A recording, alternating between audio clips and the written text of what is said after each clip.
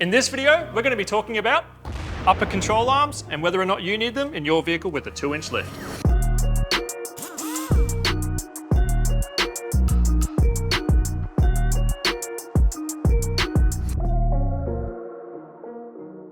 So here we have a range of upper control arms that we sell. I've also got a stock upper control arm here today, just so you can see the comparison between the stock arm and the aftermarket arms and the benefits of having the aftermarket arms.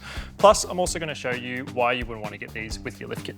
Now, before we start, there is a common myth online about upper control arms and whether or not you need them with a 2-inch lift. The answer is, with most IFS vehicles, we highly recommend that you get aftermarket upper control arms. And the main reason is that you're going to be having tyre wear issues caused by a wheel alignment that's not correct. And this is because your camber and caster is affected when you lift the vehicle. Now, with upper control arms that are aftermarket, they've been designed to fix that camber and caster and allow that wheel alignment to come back into spec and stop any tyre wear issues. Now, the more important and more exciting reason why you want to get aftermarket upper control arms is that you'll get a higher articulation out of the arms themselves and allow your suspension to travel and droop a lot more. This means that you can maximize the amount of travel you're getting out of your new lift kit, which really is an important factor why you bought the lift kit in the first place. You'll also get a higher articulation ball joint, and with Super Pro control arms, these are high articulation ball joints compared to the factory stock upper control arms. So that's a really important reason why I want to get these as well. Another cool factor is they're built stronger. They'll have a little bit more clearance as well around that strut, so you're not going to have any issues with the upper control arms hitting the strut itself over articulation, which means that you're not going to have any issues of it fouling on anything, breaking stuff. So that's a nice point there. Plus, they look a lot cooler than the factory upper control arms. So we realized during filming, I really need to show you what happens to a car when you don't install an upper control arm and you have a lift kit. Plus, we're also going to show you what happens when you do install the upper control arm and just how much difference there is. So we have this car here. We're going to show you exactly what's happening. So we have this car on a wheel aligner, so that way I can sort of explain what the purpose of wheel alignments are and why it's correlated to upper control arms. So the purpose of a wheel alignment is to maximize the contact patch. And from factory, the tire's contact patch is maximized with the stock factory wheel alignment. Now, when you lift your car, it reduces that contact patch. And that's why you need to get a new wheel alignment to once again maximize it. However, with the vast majority of IFS vehicles on the market, when you lift your car, there just simply isn't enough adjustment left in the factory adjustment to be able to maximize that contact patch again. So that's why you need to get upper control arms. So to prove this, we have a Toyota Hilux here that has a 2-inch lift and just has the stock factory upper control arms, and it's running a larger tire at 285/70R17. Before I show you wheel alignments, I have a tire here so I can briefly show you what camber, caster, and toe is in a really easy to see format. So to start, this is the inside of the vehicle. This would be positive camber, and this would be negative camber. Now for toe, once again, really simple. Inside of the vehicle, positive toe, negative toe. Now for caster, it's a little bit more difficult because it's talking about steering axes. So pretend this is the front of the vehicle. This is the steering axis here. My arm is the steering axis.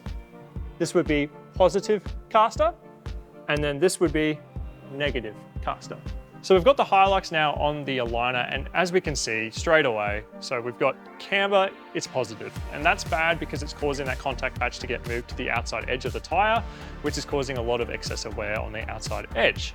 Now, we can't really bring that back though to neutral or slightly negative like you would normally want for a good wheel alignment, because when we do that, it actually takes away from the caster and we have to pull the caster back more towards the neutral number.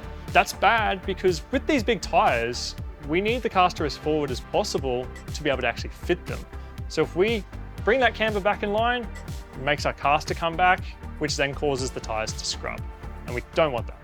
But why can't we adjust the camber without moving the caster independently? For that, I'm going to have to show you on the car itself. So here we have a Hilux lower control arm. And now on a Hilux, you can see that they've got the camber pins here. They've also got one on the back. This is the points that the mechanic will adjust the camber and caster to be able to maximize your contact patch on your tire. Now it's worth noting, IFS vehicles all have a different sort of setup on how they adjust the camber and caster. Some cars only have one camber pin, maybe on the front or maybe even on the back, and other cars might even just have the camber pins on the upper control arm. So on this Hilux, we're going to try and fix the camber. Now, typically how you would do that is by adjusting this back camber pin. However, in this instance, it's already maxed out. So we've got as much negative camber adjustment possible out of this back adjustment point. So we're going to adjust it from this front camber pin point now to try and give us a more neutral / slightly negative camber. And let's just see what happens to the caster as well. So I'm going to push it forward. It's going to give me, yep, I've just got my slight negative camber split. However, also on screen, we can see that we've just lost nearly 2 degrees of caster. Now, caster is really important to stay positive because it keeps your wheels tracking straight, and without positive caster on this vehicle, because it has large tires, it's going to cause a lot of scrubbing on the back guard edge. So why has the lift kit made us run out of adjustment? Well, when you raise the car, you change the angles of the upper and lower control arms to be facing down. What this does is means that when you adjust the camber pins, you get less adjustment, which then also means that you get less movement of the ball joint. Now, we've set up this table to help visualize this, so that way you can see just how big the difference is between the movement of stock height and raised height. When you don't have a lift, the lower arms are relatively flat, and so here is the range of movement while at standard height. Adjusting both the camber pins to push the mounts outwards and inwards, we get the range of adjustment possible at stock height with OEM parts. Now, if we raise the vehicle 2 inches, the lower control arm is now angled down, which initially pulls the ball joint in, giving you lots of positive camber. When you adjust the pins the same amount now, you get significantly less movement of the ball joint position, which means you have less overall adjustment, and therefore you won't be able to align the vehicle within the range that would normally be considered a good alignment.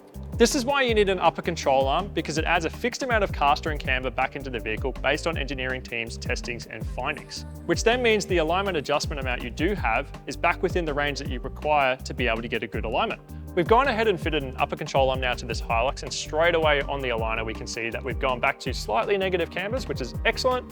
And with casters, it's really good to see that we've got such a big amount of caster now, like positive caster, which means that this thing's gonna track really straight on the road.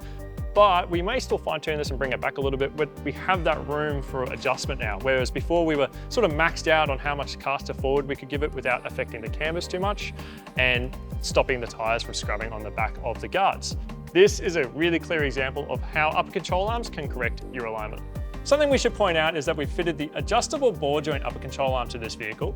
And why that is important is because now we can fully adjust and fine tune this vehicle's caster and camber to really suit exactly what sort of setup and driving style this person is doing. Now that we understand the importance of getting upper control arms when you have a 2-inch lift, or even more importantly, a 3-inch lift, let's go have a look at the main differences between each of the different upper control arms. On the table in front of me, we have the range of different upper control arms, starting from the stock arms to the fixed offset upper control arms, and then you've also got the adjustable ball joint upper control arms. So I'm going to go through the different features of these different arms and their sort of benefits. Now with the stock upper control arms, there's no real major benefits for these. It's designed to suit the stock suspension. It uses rubber bushes, which generally will fail quicker. There's no real benefits of having the rubber bush themselves, and they'll generally move a little bit more, which is not very good for something that's meant to control your geometry of the car. The geometry here is designed once again for your stock standard height sort of springs. So once you do lift that, that does not suit now, and the wheel alignment would generally not be able to get corrected. The ball joint itself is generally just like your stock standard sort of ball joint. These will generally start to fail once you start doing a little bit of full driving. Not really serviceable at all. There's no grease nipple on them, so you can't grease them. So when these do fail, you generally have to just replace the whole ball joint, which can get expensive. Now, moving on to the fixed offset upper control arms. First thing you can see straight away, comparatively, is different design. So these are tubular in design, which makes them a lot stronger. It also means we get more clearance away from the strut, which allows them to travel and droop a lot more. The ball joint itself is greasable, so it has a grease nipple on it, so you can actually service that regularly and keep greasing it up so it doesn't fail. The ball joint itself also is higher articulating, so it allows that more travel like we spoke about before.